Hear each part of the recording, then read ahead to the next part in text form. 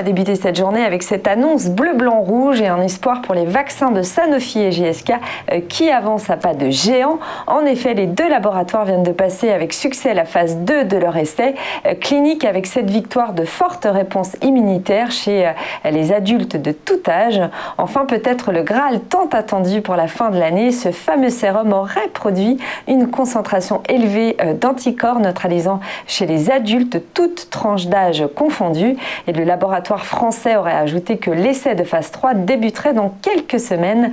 Autre point, et pas des moindres, ce vaccin aurait généré une forte réponse immunitaire chez les personnes ayant déjà contracté la Covid-19 et on attendrait son approbation pour la fin de l'année avec plus de 35 000 participants dans plusieurs pays. Cette ultime étape cruciale donc viendra affirmer les espoirs nés de la phase 2 mais aussi juger de la pertinence de ce candidat vaccin contre les variants. Enfin, les études seront diligentées afin de savoir si ce vaccin peut également servir en dose de rappel, quel que soit d'ailleurs le vaccin reçu initialement.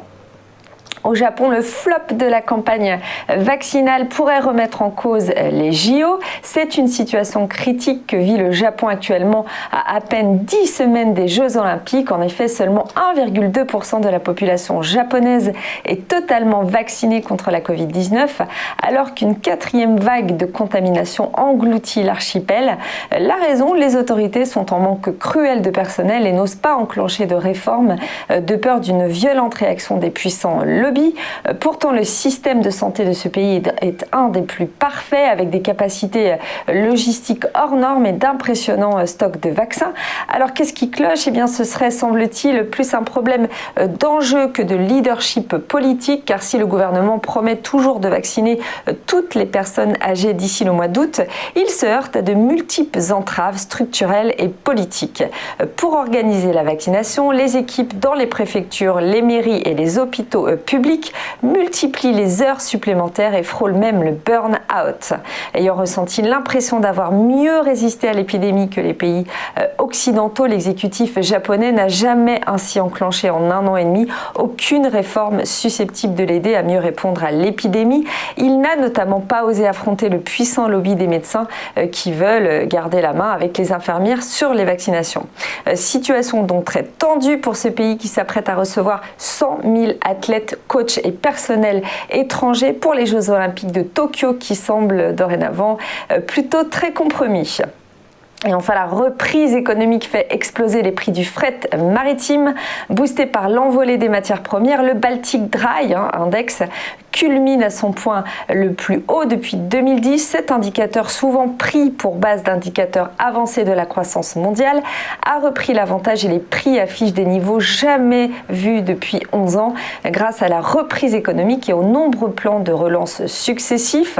Alors cet indice reflète les prix du transport maritime et donne des indications sur le commerce international et également des informations sur la production industrielle via les achats de matières premières. Pourtant, en février dernier, le prix du transport maritime de matières premières en vrac s'était effondré entre les nombreux cas de coronavirus à Wuhan et le nouvel an chinois.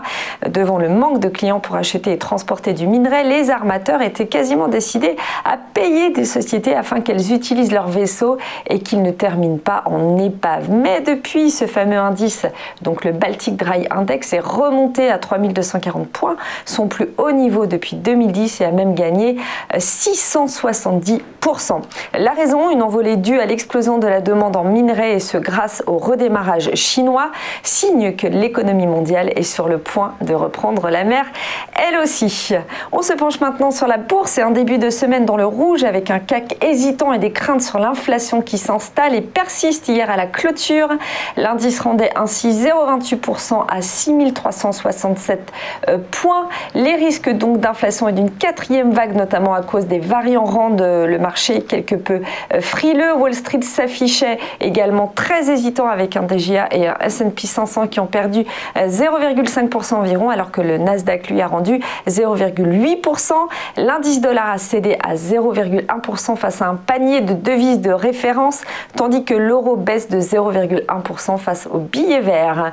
Au niveau du Bitcoin, on perd également près de 9% sur Bitfinex à 43 700 $ environ, suite à un tweet X du milliardaire, encore un Elon Musk troublant cette fois les investisseurs sur le fait que Tesla n'aurait pas vendu de BTC.